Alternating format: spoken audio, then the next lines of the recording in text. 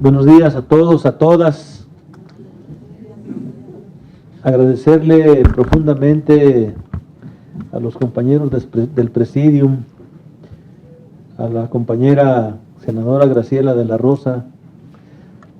Gracias, compañera senadora, por venir de tan lejos a ilustrarnos aquí en México, en donde estamos ansiosos de conocer las experiencias de otros países en este tema tan importante en la lucha que estamos dando contra el hambre. Doctor Fernando Soto Vaquero, muchísimas gracias. Creo que nos debemos una plática para comentar de estos temas. Compañero representante de la Sedesol, Juan Manuel López Arroyo, al compañero representante de la Universidad de Chapingo, a todos muchísimas gracias. Bienvenidos sean todos. Decirles que en noviembre del año 2013 tuve la oportunidad de estar en la Asamblea General de las Naciones Unidas, en donde se declaró el año 2014 como el Año Internacional de la Agricultura Familiar. En ese mismo evento, la FAO, en voz de su director general, expresó una serie de compromisos y acciones, metas, para hacer efectiva una reconversión de las políticas públicas en todos los países del mundo, para fortalecer a los pequeños productores, reconociendo su importante contribución a la producción de alimentos, para lograr la meta 1 de los objetivos del milenio: reducir a la mitad la población en condiciones de pobreza. Este foro es un buen logro de estos propósitos: el poder reunirnos con las organizaciones de productores, con la Red Mexicana de la Agricultura Familiar y Campesina, con la FAO, con la Sedesol, con la Zagarpa, con las universidades agrícolas del país, el poder contar con experiencias internacionales que nuestros colegas de Argentina, Colombia y Brasil expondrán en este evento, son grandes logros en nuestro interés de posicionar la pequeña agricultura en su papel fundamental en la lucha contra el hambre. Desafortunadamente, no podemos decir lo mismo de los resultados de las políticas públicas y los programas gubernamentales aplicados a la fecha en nuestro país. Hace unos días se difundió la evaluación del Coneval, donde se informa que en solo 2 años incrementaron en 2 millones los mexicanos pobres, llegando a ser ya la mitad de la población de nuestro país. De ellos, la mitad, uno de cada 4 mexicanos padecen hambre, es decir, no alcanzan a tener sus 3 comidas al día, viven en la pobreza alimentaria. Solo quiero refrendar con cifras una cruda realidad que enfrentamos en el cotidiano: pobreza, desnutrición, hambre, enfermedades y muerte, con el propósito de comprender que estamos ante el mayor problema de este siglo. En repetidas ocasiones hemos insistido: en nuestro país cada día mueren 30 personas por hambre o por las enfermedades asociadas a la mala alimentación. Cada minuto, 2 mexicanos más pasan de ser pobres. Y esto no se va a acabar si no hacemos lo necesario como sociedad y si no cambian las políticas públicas de los gobiernos. Tuve la oportunidad de participar activamente en la segunda conferencia internacional sobre nutrición, celebrada en noviembre de 2014 en Roma, y sin negar los avances en el tema del hambre, la desnutrición y la salud, yo afirmé que la mala salud y la mala alimentación son un factor de muerte. Según la Organización Mundial de la Salud, el 39% de las personas adultas de 18 más años tenían sobrepeso, y la desnutrición, que es la causante de casi la mitad del 45% de las muertes en niños menores de 5 años, las cuales persisten de manera simultánea, reflejando la terrible desigualdad en las naciones. Bien nos dijo en México el expresidente Lula da Silva: el hambre no existe por falta de dinero, no existe por falta de producción agrícola, no existe por falta de tecnología. El hambre existe por falta de vergüenza de gobernantes en el mundo que no se preocupan con el pueblo pobre.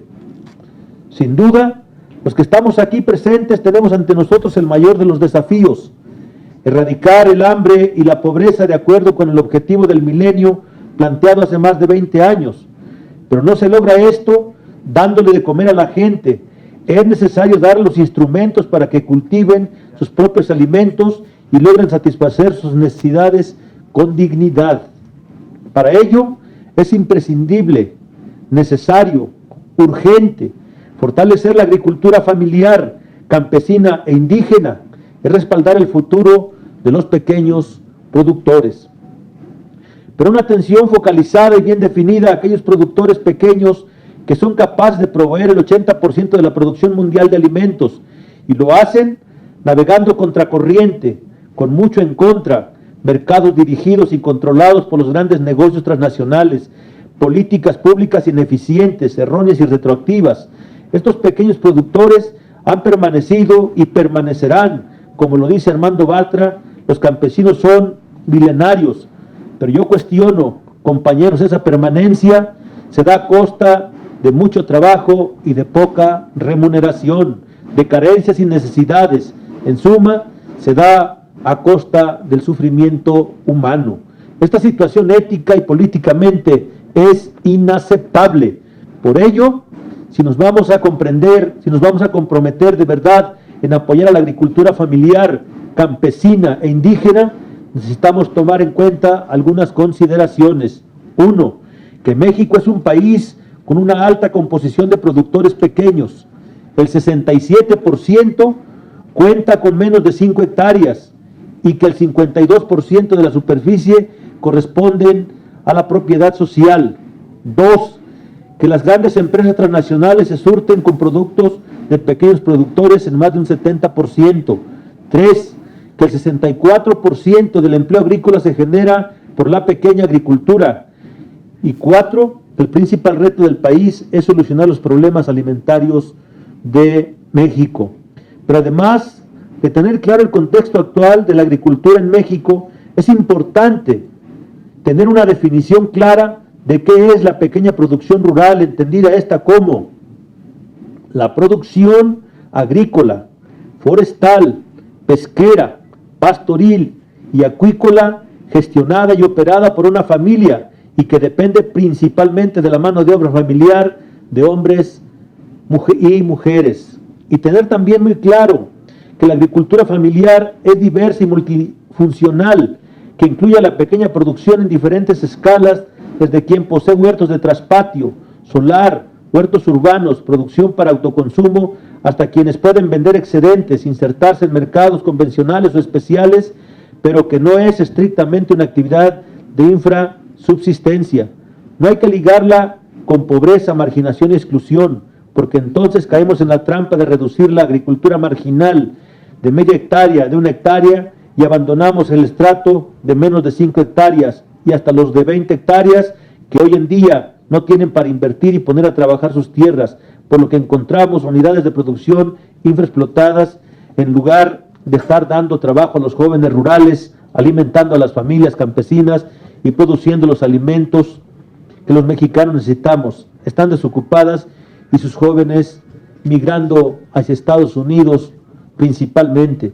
La agricultura familiar es un componente central en los procesos de desarrollo rural en América Latina, además de tener múltiples formas y manifestaciones de acuerdo a las formas de hacer agricultura de los pueblos originarios. De ahí la propuesta de ampliar su concepto a agricultura familiar, campesina e indígena, y que para el caso de México equivale a un área de producción de hasta 20 hectáreas de riego, o equivalentes en otros tipos de tierras, al productor ganadero de hasta 40 cabezas de ganado mayor, o sus equivalentes en ganado menor, y a las sociedades integradas por estos tipos de productores, al pequeño productor forestal y agrosilvícola y sus comunidades, al pequeño pescador ribereño, al de costa y sus organizaciones. Teniendo estos dos aspectos muy en claro, quisiera ser más propositivo pensando en el futuro de los pequeños productores, como dice este foro. Necesitamos un padrón nacional de productores georreferenciado.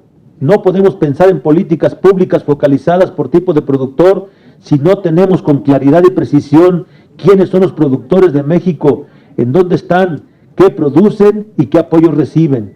Considerar a todos los estratos de la población en México y diseñar esquemas de apoyo para cada uno de ellos, jóvenes, mujeres, infantes y personas de la tercera edad. Todos ellos se desempeñan y de forma muy productiva en las familias campesinas, pero pocos son sujetos de apoyo de diferentes programas que tienen como objeto la misma población, pero de diferentes enfoques. Solicitamos una verdadera concurrencia de los programas, mayores facilidades en su acceso con reglas de operación de estrechas,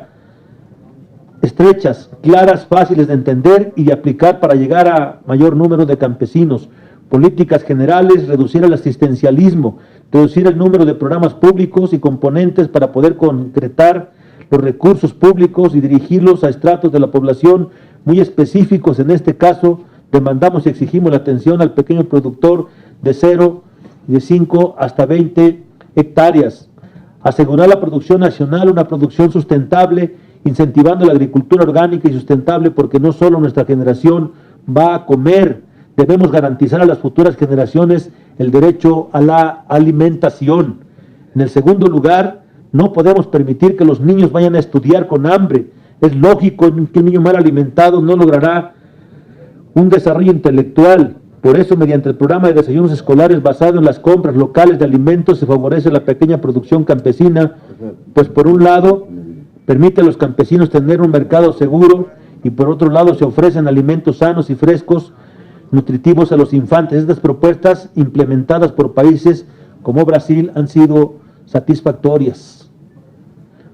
Por eso es imprescindible incentivar la producción de alimentos para consumo interno, creando programas de producción y distribución de alimentos en donde los estratos más pobres puedan solventar el grave problema alimentario. Estas acciones concatenadas generarían un cambio radical necesario, pasar del círculo vicioso del hambre al círculo virtuoso de la buena alimentación, la salud y el bienestar. Ahora que se avisó por el gobierno federal de un presupuesto base cero para el 2016, es fundamental redireccionar las políticas públicas y los programas con el propósito de solucionar el problema del siglo, el hambre. Por último, les quiero informar que, producto de un punto de acuerdo para la promoción del Año Internacional de la Agricultura Familiar que aprobamos en la Comisión de Desarrollo Rural y el Pleno del Senado, tenemos la agenda legislativa, la presentación de una iniciativa de ley para la agricultura familiar campesina indígena que se constituya con políticas y programas de fomento a los pequeños productores, y en ello también invitamos a que sean partícipes como red, organizaciones campesinas, como productores, que se conviertan en nuestros consejeros y opinen sobre el contenido de esta iniciativa. Y recuerden, apostar a la agricultura familiar campesina indígena es apostarle a la vida. A todos, compañeras, compañeros, en México estamos dando un debate verdaderamente fuerte. Nos preocupa, y lo tenemos que decir en voz alta, que la autoridad gubernamental no está preocupada por este tema. Decía al inicio de mi presentación que estuvimos en la ONU en el año 2013 para ser testigos de la declaratoria del 2014 como el año de la agricultura familiar. De manera muy tímida en el presupuesto de México aparecen ya algún rubro como agricultura familiar, pero en la práctica está abandonada en todo el país. Por eso lo que salga de este foro sin duda va a ser muy importante para hacerles saber a las autoridades que no vamos a quitar el dedo del renglón hasta que los pequeños productores se conviertan en los grandes productores de alimentos de este país y nos ayuden a tener seguridad alimentaria en México. Les voy a pedir amablemente que se pongan de pie para inaugurar el foro.